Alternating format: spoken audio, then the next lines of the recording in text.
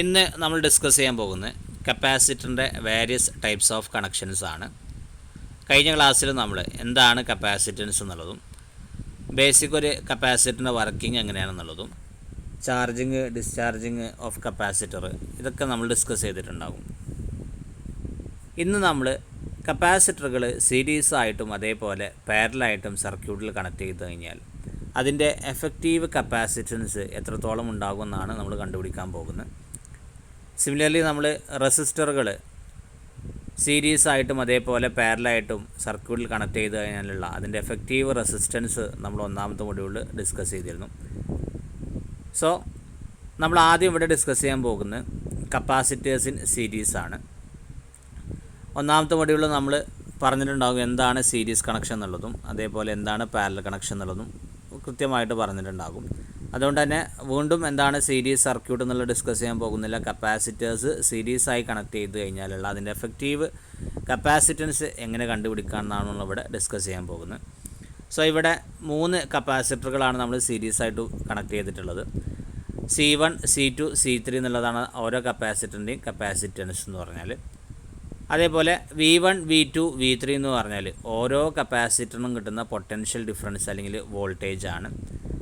V എന്ന് പറഞ്ഞാൽ total applied voltage across the combination. നമ്മൾ ഈ കോമ്പിനേഷൻ ഈ C1, C2, C3 എന്നുള്ള ഈ സീരീസ് കോമ്പിനേഷന് അക്രോസ് അപ്ലൈ ചെയ്യുന്ന വോൾട്ടേജ് ആണ് V എന്ന് പറഞ്ഞാൽ.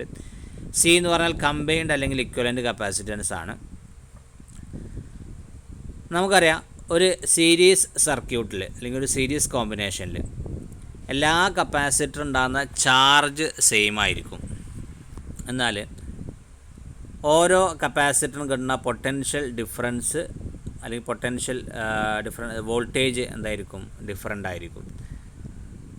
നമ്മൾ സാധാരണ റെസിസ്റ്ററിൻ്റെ കേസിലൊക്കെ പറഞ്ഞ പോലെ തന്നെ സീരീസ് സർക്യൂട്ടിൽ കറണ്ട് സെയിം ആയിരിക്കും, വോൾട്ടേജ് ഡിഫറൻ്റ് ആയിരിക്കും. ഇവിടെ നമ്മൾ ചാർജുമായി ബന്ധപ്പെട്ടതായതുകൊണ്ട് തന്നെ ചാർജ് സെയിം ആയിരിക്കും, എന്നാൽ വോൾട്ടേജ് ഡിഫറൻ്റ് ആയിരിക്കും. അല്ലെങ്കിൽ പൊട്ടൻഷ്യൽ ഡിഫറൻസ് ഓരോന്നിലും കിട്ടുന്ന പൊട്ടൻഷ്യൽ ഡിഫറൻസ് ഡിഫറൻ്റ് ആയിരിക്കും എന്ന് പറയാൻ പറ്റും. അപ്പോൾ ഇവിടെ നോക്കാം, ഈ ഒരു സർക്യൂട്ടിൽ ശ്രദ്ധിച്ചു കഴിഞ്ഞാൽ ഇവിടെ C1, C2, C3 എന്നുള്ള 3 കപ്പാസിറ്റേഴ്സ് സീരീസായി കണക്ട് ചെയ്തിട്ടുണ്ട്. V ആണ് നമ്മൾ അപ്ലൈ ചെയ്യുന്ന ടോട്ടൽ വോൾട്ടേജ്.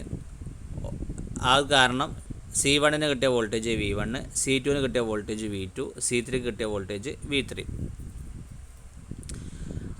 എല്ലാ കപ്പാസിറ്ററിലും കിട്ടുന്ന ചാർജ് എന്ന് പറഞ്ഞാൽ Q ആണ്.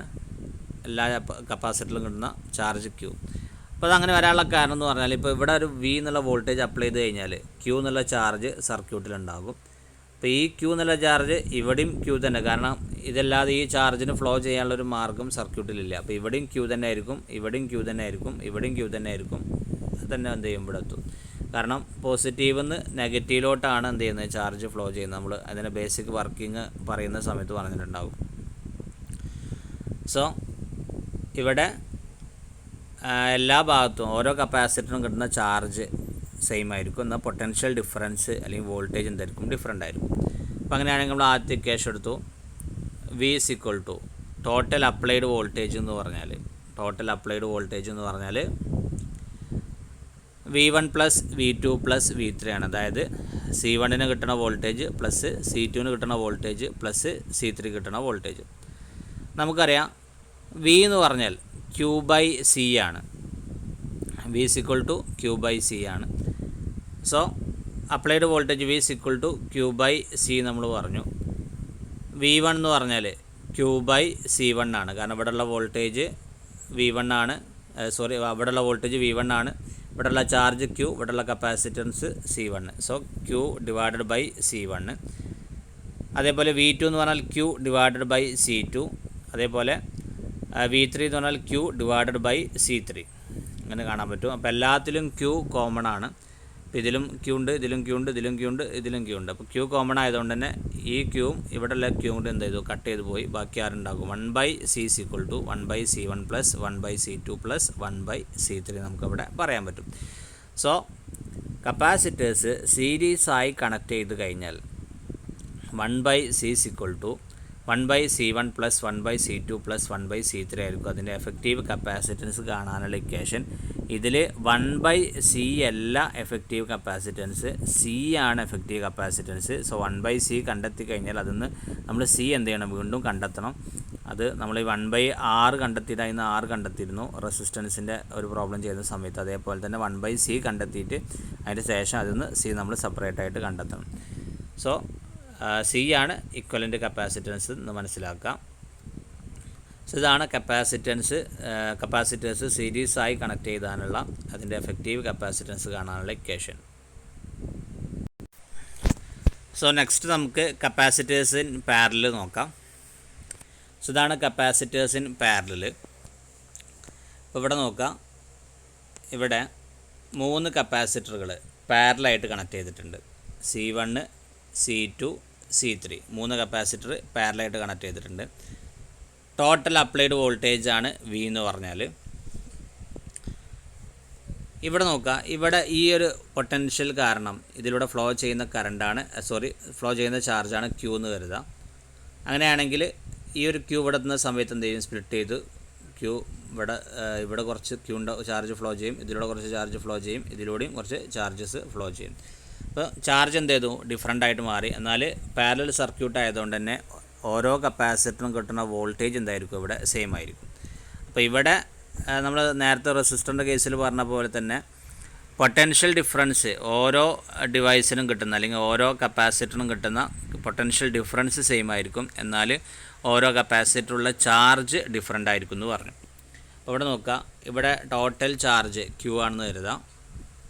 അങ്ങനെയാണെങ്കിൽ Q = Q1 + Q2 + Q3 എന്ന് പറയാൻ പറ്റും. കാരണം ഈ ടോട്ടൽ Q ചെന്ന് ഇങ്ങോട്ട് പോയത് Q1 ആണ്, ഇങ്ങോട്ട് പോയത് Q2 ആണ്, ഇങ്ങോട്ട് പോയത് എന്താണ്, Q3 ആണ്.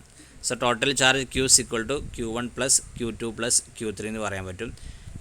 നമുക്കറിയാം Q = നമ്മൾ പഠിച്ച ഇക്വേഷനാണ്, Q = C × V ആണ്. Q = C × V ആണ്. സോ CV = Q = CV എന്ന് കൊടുത്തു.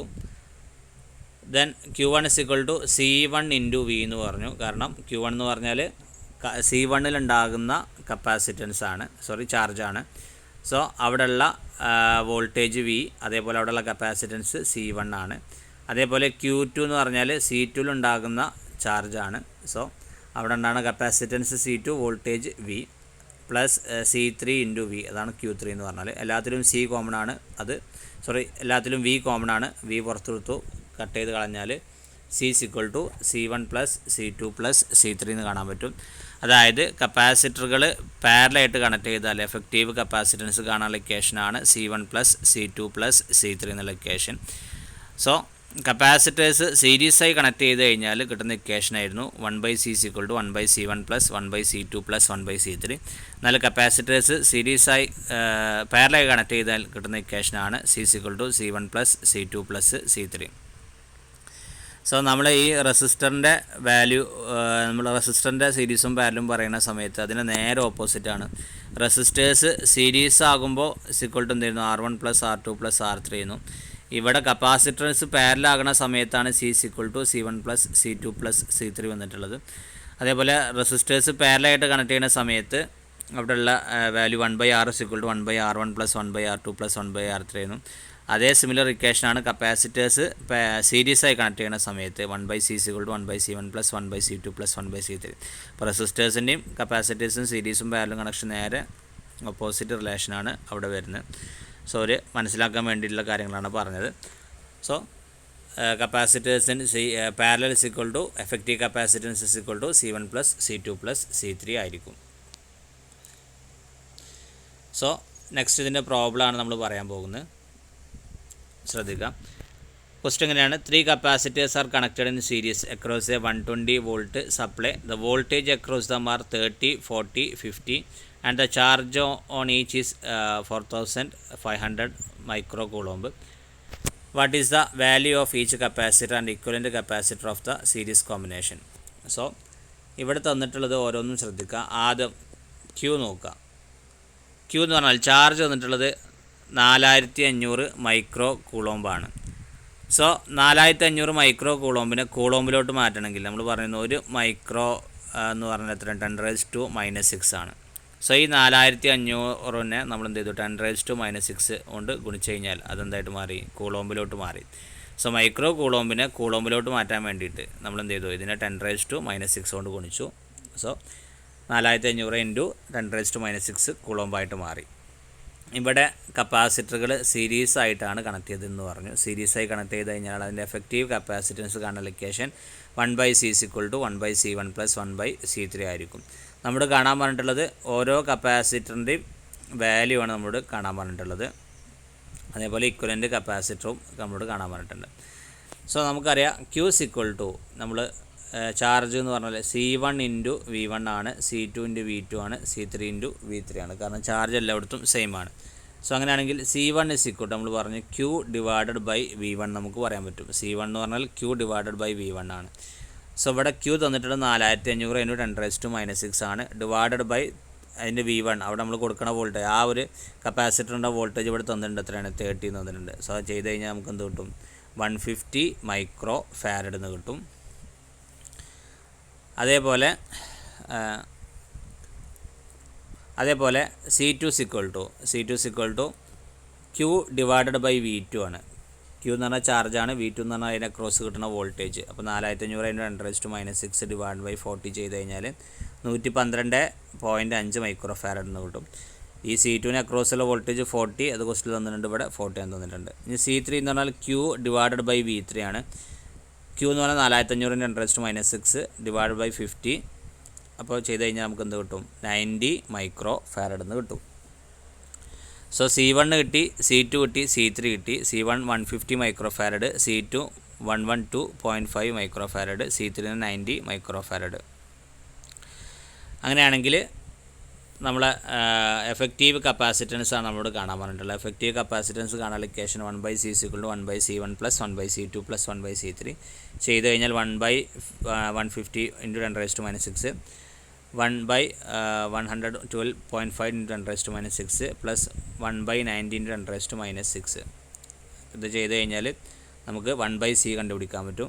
കാൽക്കുലേറ്റർ ചെയ്ത് കഴിഞ്ഞാൽ 1/C കിട്ടും. അതിൻ്റെ റെസിപ്രോക്കൽ എടുത്തു കഴിഞ്ഞാൽ C = 37.5 മൈക്രോ ഫാരഡ് നമുക്കിവിടെ കാണാൻ പറ്റും. സോ അതിൻ്റെ എഫക്റ്റീവ്, ഒരു കോമ്പിനേഷൻ്റെ എഫക്റ്റീവ് കപ്പാസിറ്റൻസ് എന്ന് പറഞ്ഞാൽ 37.5 മൈക്രോ ഫാരഡ് ആയിരിക്കും. നെക്സ്റ്റ് ക്വസ്റ്റ്യൻ ശ്രദ്ധിക്കുക. 4 capacitors are connected in parallel across a 250 volt supply. The charge taken by them are 750, 1000, 1500 and 2000 microcoulomb. What is the equivalent capacitance? ഇതാണ് ചോദിച്ചിട്ടുള്ളത്. സോ നമുക്കറിയാം, ക്വസ്റ്റിൽ തന്നിട്ടുള്ള കാര്യങ്ങൾ നമ്മൾ നോട്ട് ചെയ്തു. Q1 എന്ന് പറഞ്ഞാൽ 750 മൈക്രോ കൂളോമ്പാണ്. Q2 എന്ന് പറഞ്ഞാൽ 1000 മൈക്രോ കൂളോമ്പാണ്. Q3 എന്ന് പറഞ്ഞാൽ 1500 മൈക്രോ കൂളോമ്പാണ്. Q4 എന്ന് പറഞ്ഞാൽ 2000 മൈക്രോ കൂളോമ്പാണ്. ഇവിടെ അപ്ലൈ ചെയ്തുള്ള വോൾട്ടേജ് ക്വസ്റ്റിൽ തന്നിട്ടുണ്ട്. V = 250 വോൾട്ട് തന്നിട്ടുണ്ട്. നമ്മളോട് ചോദിച്ചിട്ടുള്ളത് എന്താണ് ഇക്വലൻ്റ് കപ്പാസിറ്റൻസ് എന്നാണ് ചോദിച്ചിട്ടുള്ളത്. ഇക്വലൻ്റ് കപ്പാസിറ്റൻസ് കാണണമെന്നുണ്ടെങ്കിൽ നമ്മൾ ആദ്യം ഓരോ ഇൻഡിവിജ്വൽ കപ്പാസിറ്റൻസും കണ്ടുപിടിക്കണം. സോ നമുക്കറിയുന്ന equation Q1 = according to the parallel connection Q1 = C1 × V ആണ്. സോ C1 എന്ന് പറഞ്ഞാൽ നമുക്ക് അതിൽ നിന്ന് കിട്ടും Q1/V എന്ന് കിട്ടും. C1 = Q1/V. കാരണം ഇതിൽ Q1 എന്ന് പറഞ്ഞാൽ C1 എന്നുള്ള കപ്പാസിറ്ററിലുള്ള ചാർജാണ്. പിന്നെ വോൾട്ടേജ് സെയിം, എല്ലായിടത്തും പാരലൽ കണക്ഷൻ ആയതുകൊണ്ട് തന്നെ അവിടെ എന്താണ്, വോൾട്ടേജ് സെയിം ആണ്. സോ Q1/V എന്ന് പറഞ്ഞു. Q1 എന്ന് പറഞ്ഞാൽ 750 × 10⁻⁻6 / 250 എന്ന് പറഞ്ഞു. That is equal to 3 micro farad. C2 = Q2/V എന്ന് പറഞ്ഞു. സോ Q2 തന്നിട്ടുണ്ട് 1000 മൈക്രോ കൂളോമ്പാണ്. So 1000 × 10⁻⁻6 / 250, that is 4 micro farad.